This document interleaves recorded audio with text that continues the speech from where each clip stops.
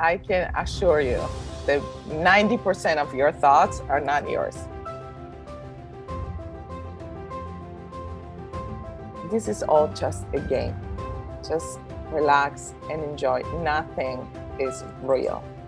It's hard sometimes to understand the depth of what that really means, but eventually we'll all find out. But, especially when I worry about things that are happening, I try to remind myself, this is just a game.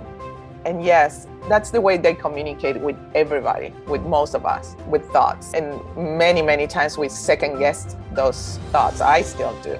So I wanted to create a way to be able to touch as many people as possible and give them the power to make the decisions and just to have the roadmap on how to do it. And the key is to change your mindset that created the chaos and the clutter. So once that you are able to understand your habits on how you act in life, feeling less than or lack of, so that's important, that if you don't heal the part inside of you that created that, you're gonna find yourself in the same spot again.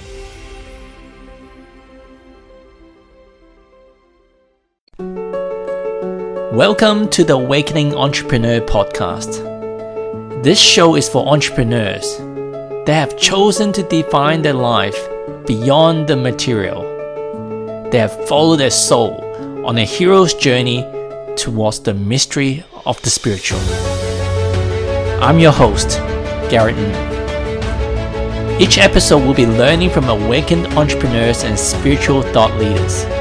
They have broken through the mold of being ordinary to extraordinary, challenging our paradigm, shining light to the dark, giving hope when there is doubt. The moment of truth is upon us. It is time to transcend our world from fear to love. Are you ready? Let's go!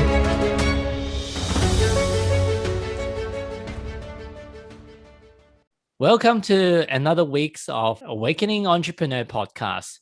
Today, we have another amazing soul sharing her story with you. So her name is Lis Suppo. She's born and raised in Argentina. She's the creative founder and CEO of My Exclusive Organizer, a home organizing and interior design company.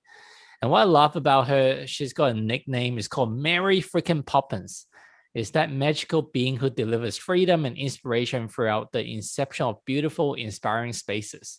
I know that I've had my own fair share of stuff that comes up during my awakening journey as a result of all the stuff and cluttered. And as each item brings energy, if you have someone that can help you organize your place, fantastic. But if you have someone that can help you organize your exterior space, but also understand the spiritual side and how the energy and everything else like intertwine, that's even more magical. And that's pretty much what Lis and her business does. Yeah. And it's very rare to find someone that connects to the realms. And so throughout Lis's life, which I'm sure she'll share a lot more her story, she's always been able to tune into spirit, but it wasn't all rosy and beautiful. And as she shared her journey through the darkness, is also where she discovered the most light and love. And so I appreciate you for coming on this the show, Lis. Hi, Gary. Nice to see you. Thank you for having me. Yeah. So when I started this awakening journey, like I have no idea like such a realm exists beyond the practical, the physical dimensions of stuff and making money and making friends. When did you start your journey? I think my journey started when I was very young. I was a child and I always saw things that I thought that everybody else was able to see as well. So, for example, when I was a child, I was in the bathroom looking at myself in the mirror, and I always saw someone watching me on the side. And then I would turn my face and there was nobody there, right? So one day I'm talking to my girlfriend and I said, when you're in the bathroom and you feel like someone is watching you, and she looked at me like I had 4 heads. And that's when I realized that I was experiencing something that wasn't that normal. And so I tried to kind of shut it down for many, many years. But I always felt that I was very intuitive. I always have like communications and different experiences that I didn't share much until I was in a dark part of my life. I was getting a divorce and I was very, kind of depressed and doing some soul searching. And I Before end you up go on, going, can I just yes. interject? How come you didn't share it with your family, with your parents? Well, I think I shared with my mom. She's very spiritual too, but I don't know if I shared the depth of how much I was able to see, and also I was terrified. It's not that fun to see or to feel people watching you while you're in your house or something, right? I'm just thinking so many things that happened to me, and I will hear voices, I will see things. It was wild. So I didn't want to say those things because I don't know, but Argentina is pretty, now it's different, right? But back then, 30 something years ago, people weren't that open to spirituality like now. Is So it kind of like the movie The Sixth Sense? no, it's not like that. I don't see per se dead people. Like I see my room crowded of dead people. No, I don't see that. But I can, if I open myself, I can connect with spirit, that people that departed, and I can connect. I actually do every single day to my peeps. I call them my peeps, and they're my group of souls, my spiritual guides, and my people that, family members that crossed over, or things like that. And I have the best team ever. We crack jokes on each other. They help me to choose clothes or, plan things that are super important. They're the best, and we all have them. I'm just lucky that I get to see them, hear them, smell them, and feel them. So I just open to that. Yeah. I found out, only through my dark night of the soul period that we've got this team of guides that can help us, and they don't charge anything. Like, that's great. Yeah. Before we get to, like, I want to learn like what is the best way we can access it. But before that, I want to hear about your story that you shared, like through your divorce, and you went through like period of darkness that actually helped you discover a lot. So I end up going to, I thought it was like a spiritual retreat, to, a soul searching kind of retreat. And it ended up being a mediumship retreat. And I had no idea. So I'm sitting in this room with, I don't know, 200 people. And the teacher is a very well-known medium. His name is James Van Prague. And he asked to everybody who's a medium here, and everybody raised their hand except for me. And I was like, what am I doing here? What? But I always let my guides or whatever at that moment, I believe the universe guide me in every way in my life. So I felt called to that, and I just went. And that being the most amazing transformational experience, because I was able, first of all, the guy came to me one day, we were doing exercise about reading people, right? Reading people that were dead. And he said, did you know that you had mediumistic abilities? And I said, I had no idea. I said, but now that you mention it, it kind of makes sense, because I've been seeing a lot of things for a long, long time. And so he taught me how to manage it and not to be afraid of it, right? And since then, it's been so much more peaceful, because, for example, if I will go to sleep, I will close my eyes, and I always saw faces of people talking to me. And I thought it was my imagination. I thought that, maybe your imagination does that. And no, it turned out that they were all people that tried to communicate with me. And so that doesn't happen anymore. I'm able to shut it down. But also what it did, it opened a space for me to communicate with my spiritual guides. And that's been life-changing. If we all can find a way to listen in any way, shape, or form to our guides, life is so much easier. And I'm still, sometimes I don't trust them. And then I pay the consequences, because they're always there to help you. Yeah. So tell me what happened during your divorce that helped you discover certain things? So while I was married, I kind of lost myself. It was a kind of toxic relationship, and no, it was a very toxic relationship, and I just lost my essence. I lost my way, my connection to the divine or to the universe. In what And ways so, was it toxic? a relationship, there was not much respect for each other, oppression and verbal and emotional abuse, things like that. But I have to say something. After 6 years of being divorced, we got back together. We're together again now. And it's a different journey. It's a much better journey. I have to acknowledge that my ex-husband has been my biggest teacher in this world, because usually the people are the hardest, are the biggest teachers. And I was able to forgive him and forgive myself. I was able to learn from the experience and to give myself the space that I need in my life. It's not, magical now. It's not like perfect, but it's not what it used to be either. So, it was a tough part of my life. But after I was able to get a divorce, I discovered, so many parts of me. Like being a single mother for me was beautiful, because I was able to raise my children the way I wanted and not the way I was told to. I don't know, anything, just cooking for them or just taking care of the house in a way that nobody was criticizing me. It was a beautiful experience.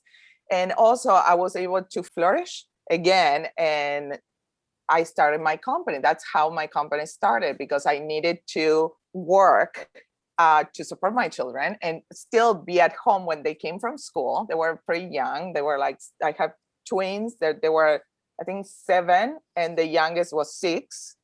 So yes, I have 3 kids in 1 year. So that was Wow. another another story. And so it was beautiful to be able to do that and create my company, my exclusive concierge first. And then a few years later, I created my exclusive organizer. And I was, just doing what I love to do. I said, what can I do? Because I came to New York to be an actress. That's what I thought I was meant to be. And, who knows?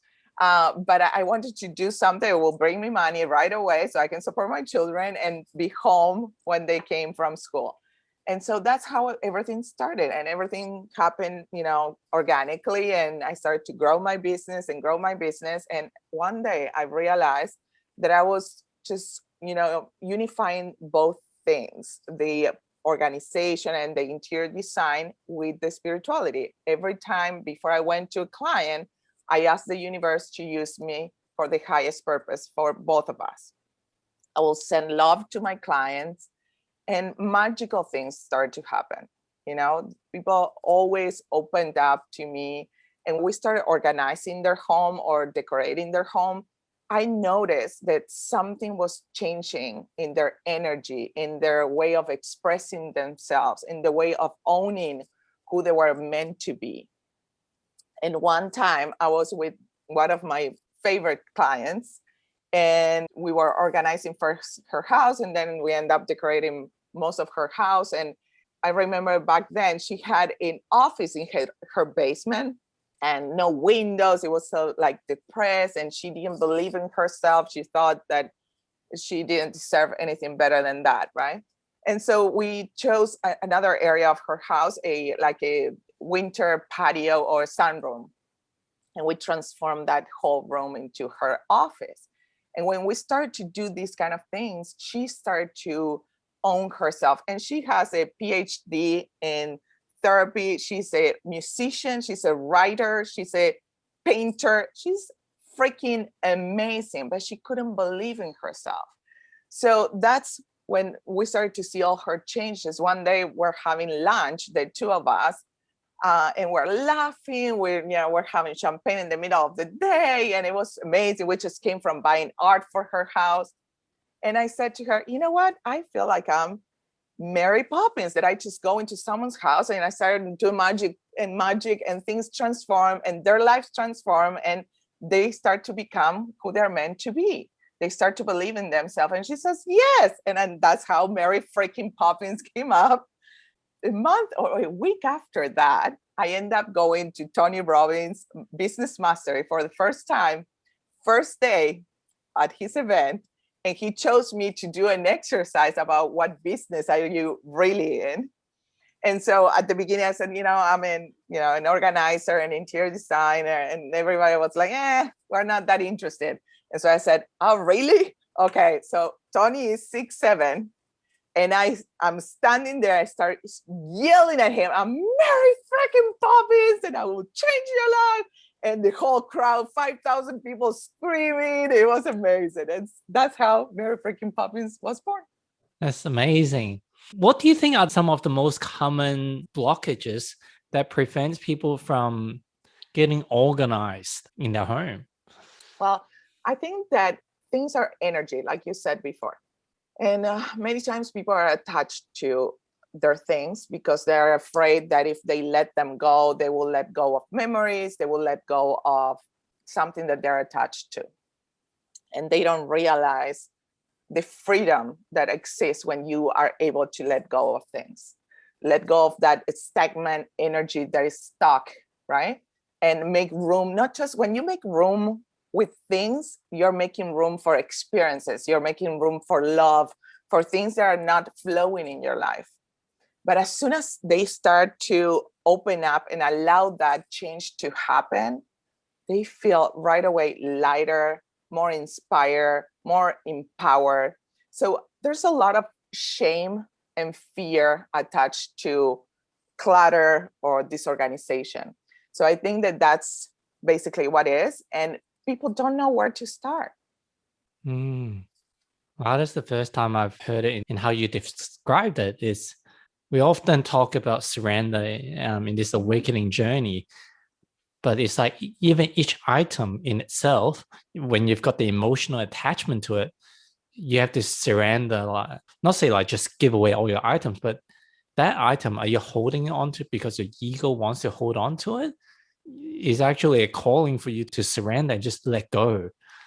And by holding on to it, potentially you're trapping all the energy and it's creating energy blockages in your life. And that's what the Chinese talk about, the feng shui, and you're not allowing the qi to flow in your home. Yes, absolutely. And so, for example, I had a client that she couldn't let go of her books.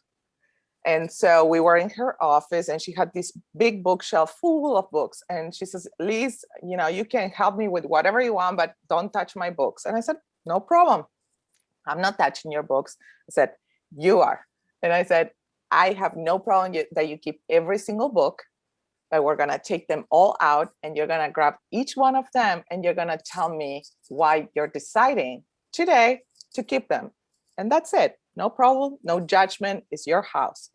She ended up getting rid of 4 big black trash bags of books, and she was in tears. She couldn't believe that she was able to make her decisions and let go of the books, and she felt so light and inspired afterwards. I think it is that we think that those items hold memories. We don't understand that the memories are inside of us. We can also take a picture or something like that. And also sometimes we don't even need to keep those memories. If it's something related to someone that passed, when you're more connected to your higher self or the universe or something like that, you don't need the material things so much to connect with those beings. Yeah. I just recently lost my dog.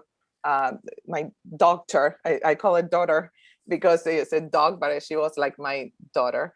And she was 16 years old. And I thought, the day that Alma passed away, I will lose it. And it was pretty hard for a while. I still get emotional sometimes, but it's amazing how when you're faced to your darkest fears, and you go raw and deep into those moments and you allow the pain to go through you, then you're just free from it, you know? And I was able to, kiss my dog after she passed. And I realized she wasn't there in that body anymore, you know? So when she passed and they sent her ashes to me, I don't need to keep those ashes. I can let her free. She's not there anymore. That's another story that was amazing. I always thought that my dog, I have two dogs and two female dogs. And one was my daughter, Alma, and Alma means soul in Spanish. And the other one was my dog. And I always thought that Alma was a very special dog. She was like a human in the body of a dog. I always knew that she can understand things that humans can't.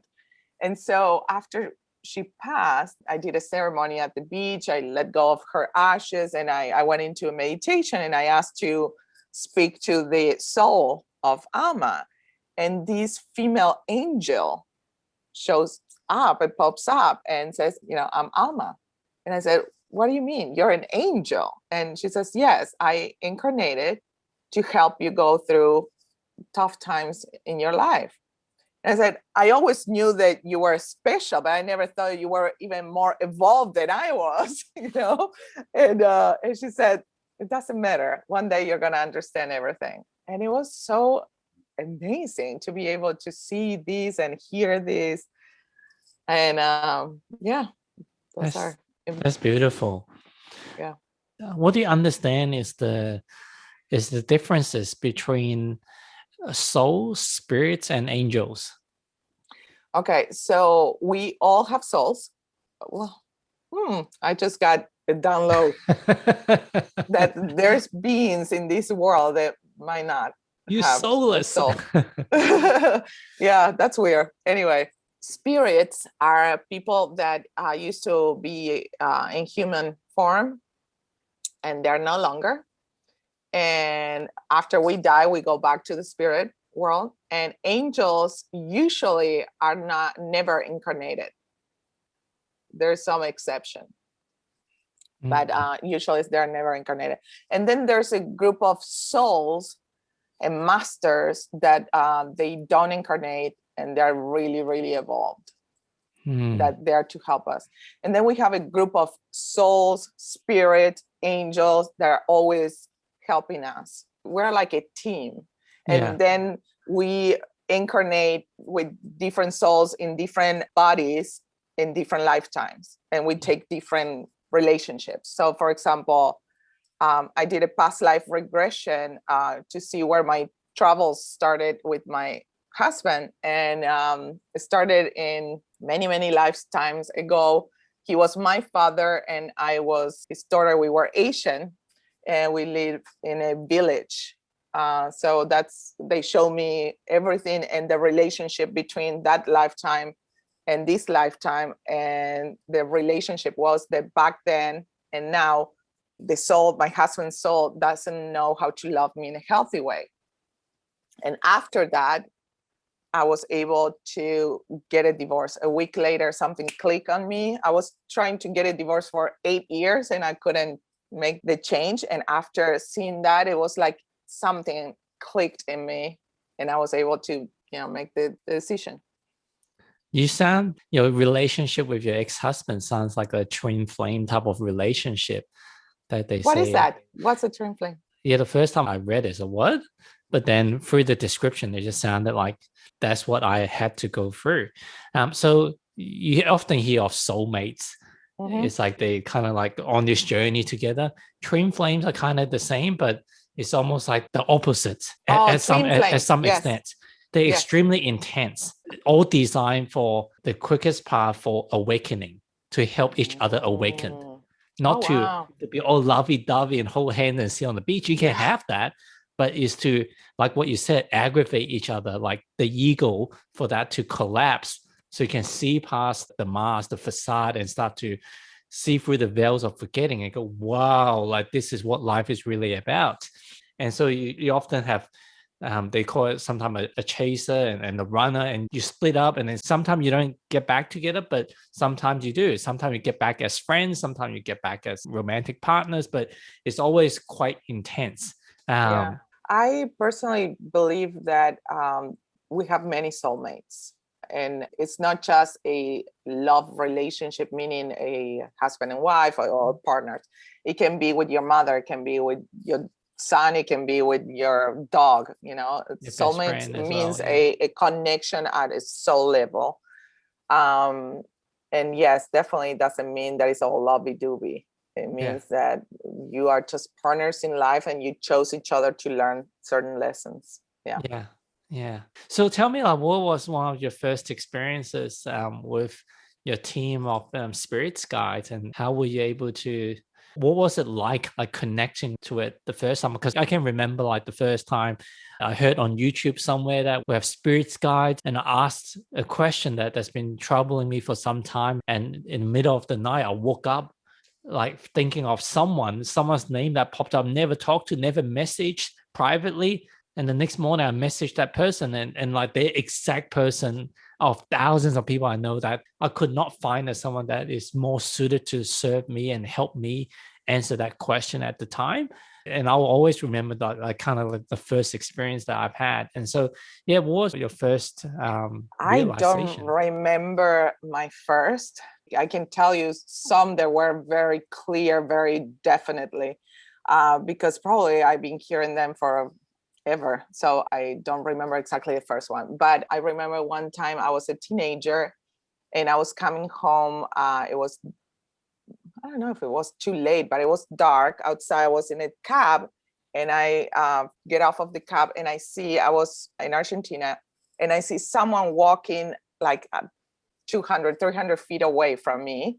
But I got like a very visual that person, something was up. I didn't know what was it, but it got my attention.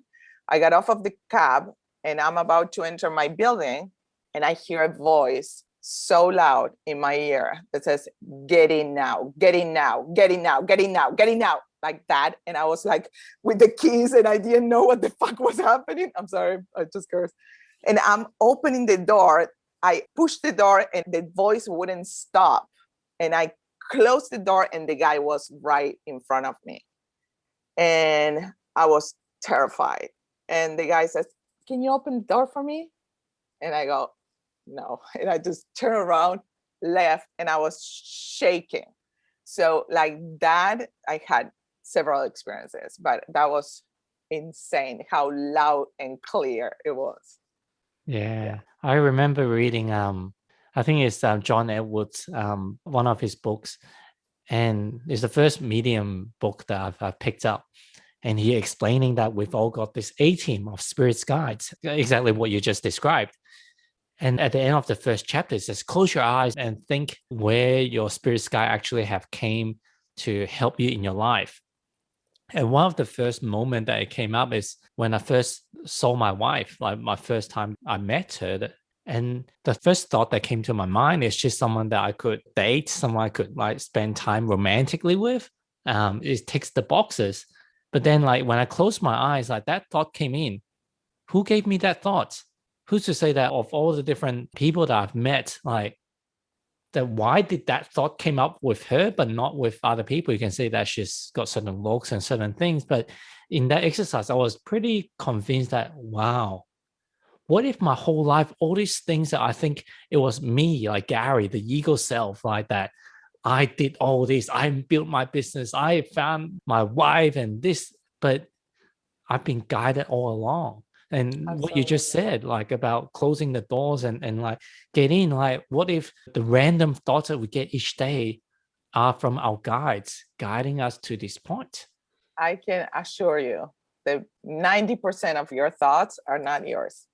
I am able to discern which ones are mine and which ones are not, especially when I'm talking to someone.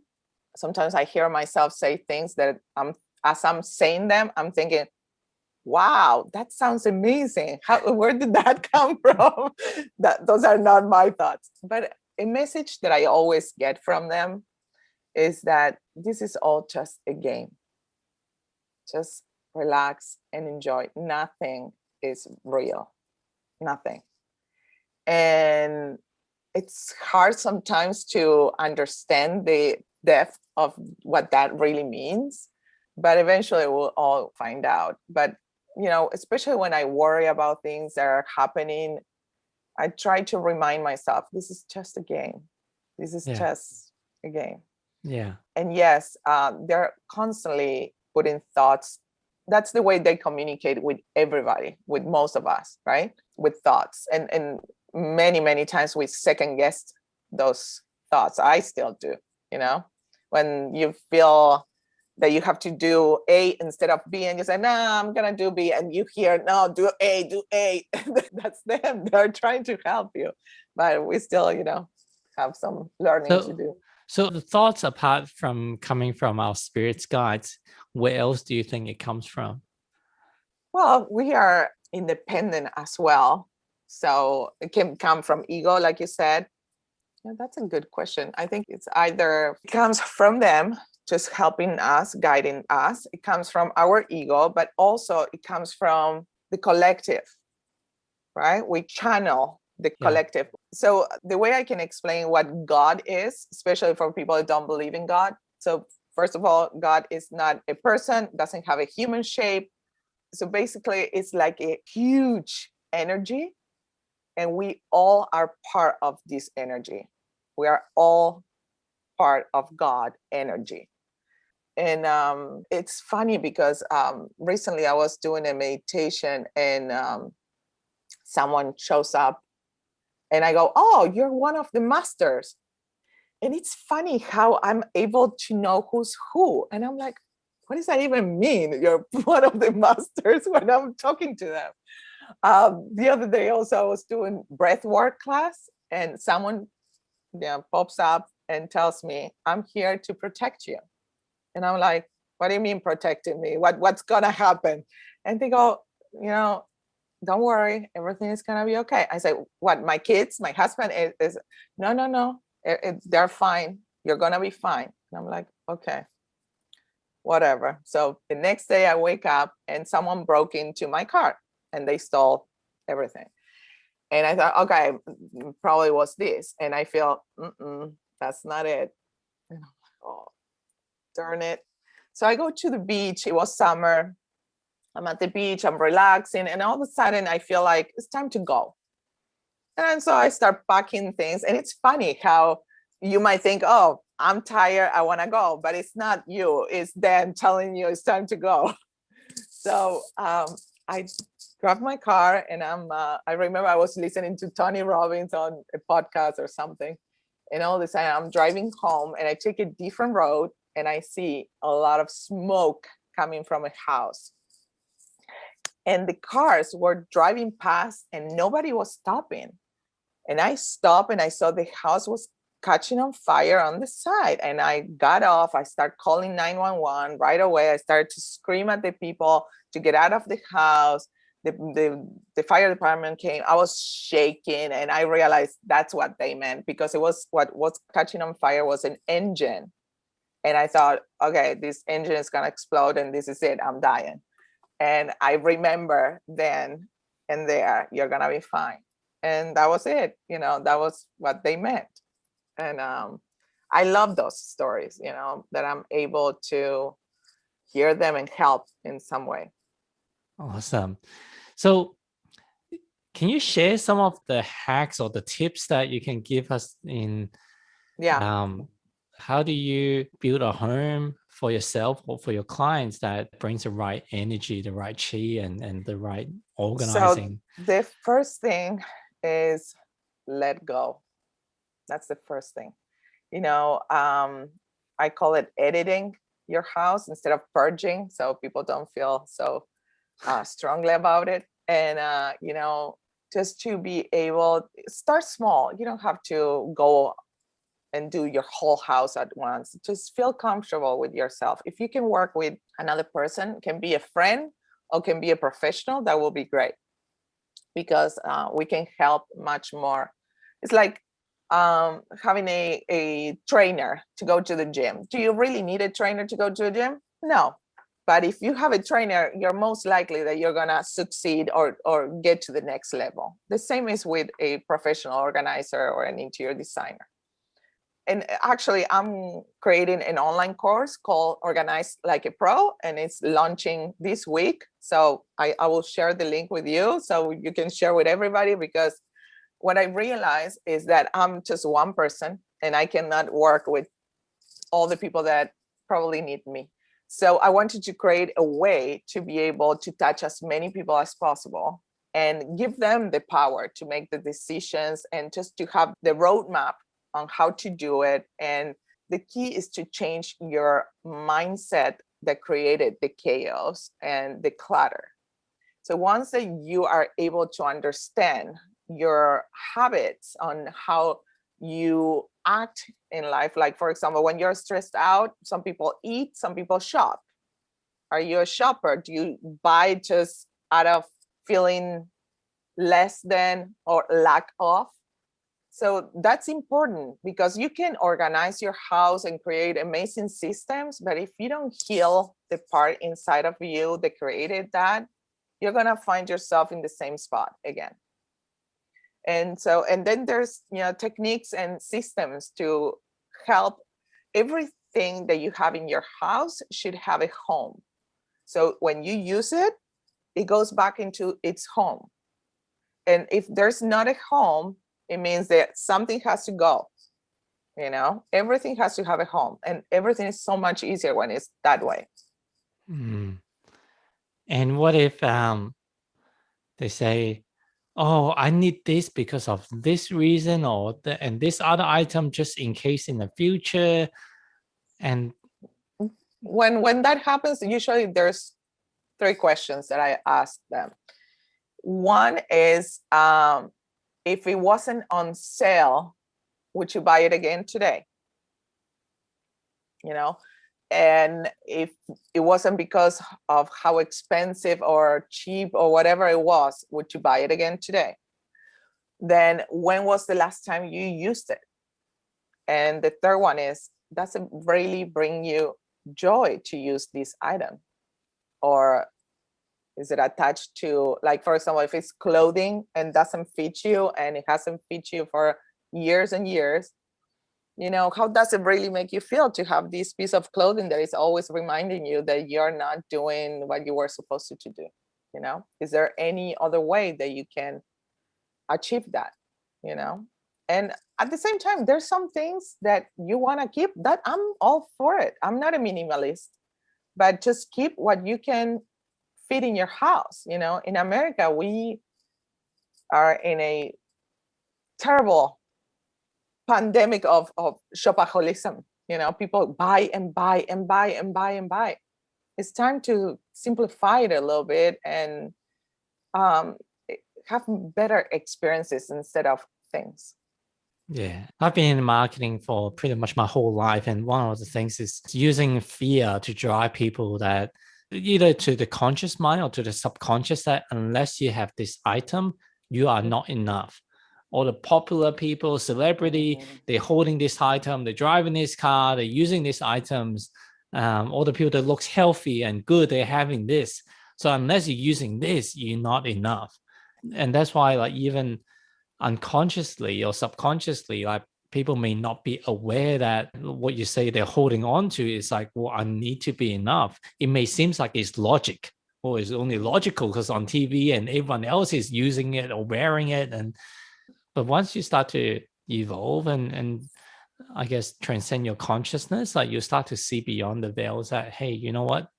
It's just like what you said, it's a game. It's like a different Lego character putting different costumes on. Right. You I can think that interchange it. everything has to do with your connection to your higher self. When you're disconnected, you try to cover that with things, with addictions, with so many, different flavors. So my biggest advice for people is to try to do anything that they resonate with that can help them connect with their higher self. For me, it was past life regressions that opened up a lot in my life. I will highly recommend people to read the book from Brian Weiss, Many Lives, Many Masters. That's a great way to start.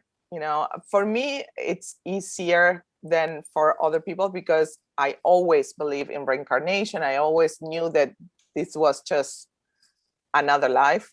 But there's a lot of people that don't believe in that. So it's a little more tricky for them than for the ones that do believe. But there's so many different ways. You can meditate. Meditate is the way, when we pray, we ask God or we talk to God. But when we meditate, we allow God to talk to us. So that's a good way. And meditation doesn't mean that you have to sit down in silence and done. It can be so many ways. You can go for a walk. You can, I don't know, listen to a beautiful song. You can be cooking. Start or to be in a meditative state, what you need to be, which is to calm down your brain and allow the universe to speak to you. What are some of your favorite meditative type of exercise? I personally, this is what I do. I go on YouTube University and I put meditations or guided meditation, and whatever pops up that gets my attention, I just click it and listen. And sometimes I don't like it, switch it to another one, and until I find whatever fits my mood that day. Sometimes I go a lot into nature. For me, nature is a big, big deal. During the pandemic, I started a vegetable garden in my house, and that was the most beautiful experience, to be able to nourish food into existence. It was so magical to me to see, the birds and the butterflies and even the bugs. And I used to be very about earthworms. And I learned how to love earthworms. I actually, at the end of the season, there was a lot of cold weather all of a sudden. And I thought I had a compost bin, and I thought that all my worms died, and I felt horrible that I let them down when they were helping me crave food. And then so I started to take them out and put them back on the dirt, and they were alive. And I was so happy and thankful that I didn't kill all my teammates. Yeah. What vegetables are you growing?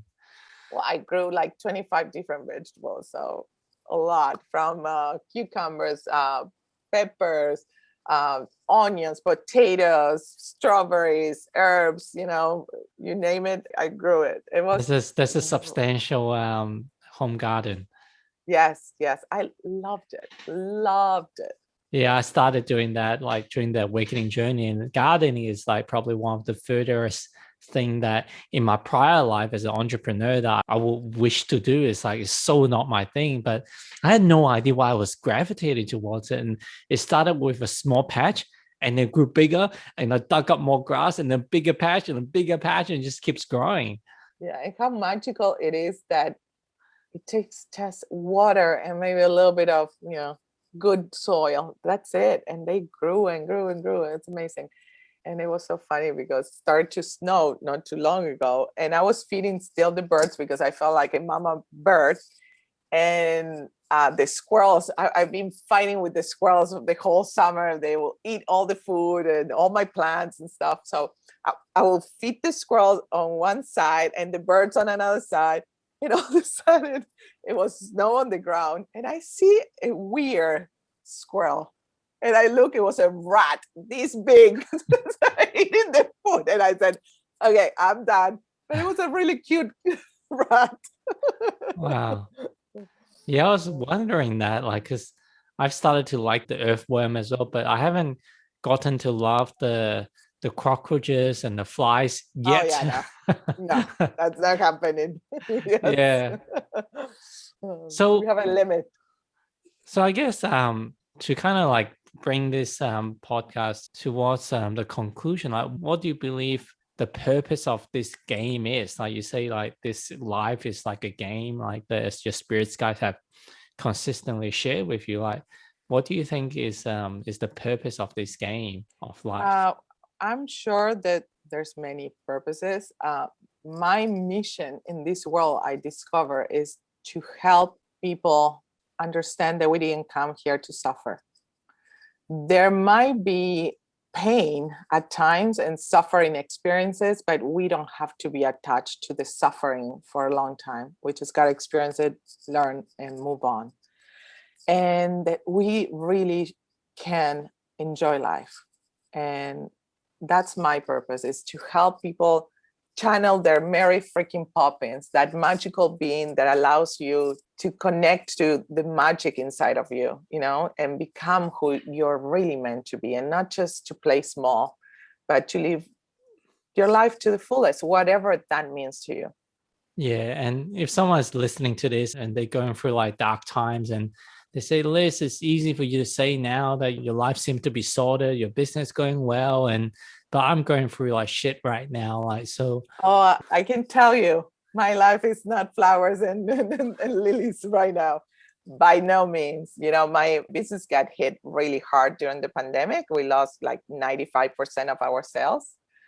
I have a very, very loved one that is going through terminal cancer, and it's been rough. Losing my dog was really hard for me. The thing is, this is just a minute in your lifetime. It's just, you're just passing through this. This is not the end. So when you look at it like that, and you understand that everything that happens to you happens for a reason, and it's always a good reason. So for example, if my business is not doing well the way it was, I pivot completely. And now my company is going online with digital products like online courses and master classes, masterminds, retreats. And now I'm able to reach so many people that before I couldn't.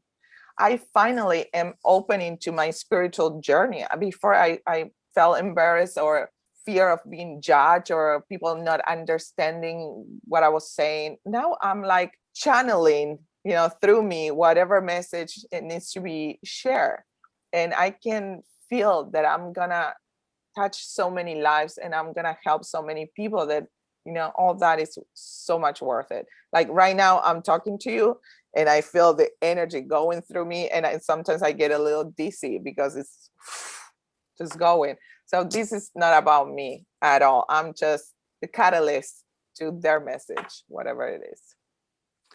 Thank you. Any final words you want to share with the audience?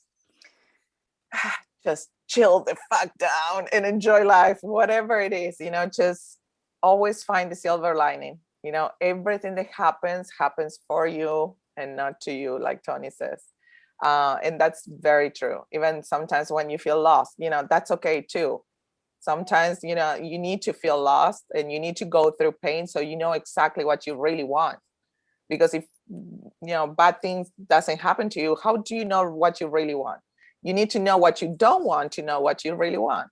And every time there's something bad happens to me, I'm like, oh, this is great opportunity. So I know exactly what I want in my life. So it's like I'm writing a menu. Okay, I want this, I want this, I want this. And I don't want that. And I just focus or try to focus on the things that I do want instead of what I don't want. That's so true. Like I remember recently, one of the message I received is almost like, if we came here to learn about love, we also have to learn what unlove is. If we came to learn about kindness, we have to also learn unkind. Because if you don't know what unkind is, you don't really truly know what kindness is. Yes. So some of these roller coaster ride is to give us that contrast. And I know that it may not seem easy at the time of going through the situation, but as you say, like just the breathing, walking in nature, and doing all the things that you've suggested, like it will help you come back to your core of who you are beyond the ego self and your soul. You're perfect, and that's enough. Yeah. Thank you so much for your time, Liz, and I really appreciate our chat and all the wisdom you shared. And thank you for having me. I'll share the links to your course here. If people are listening, what's the website address they should go to? Yes, I'm gonna, it's myexclusiveorganizer.com. And then I'm gonna give you the links to share with your listeners. So awesome. They can check it out. Awesome. Thank you so much. And if you enjoyed today's podcast, click the like, subscribe, and share with your friends. It will help us reach more people and raise the consciousness on this planet. So thank you for listening. And thank you, Gary, for doing this. This is amazing. It's so nice that you're doing this. Awesome.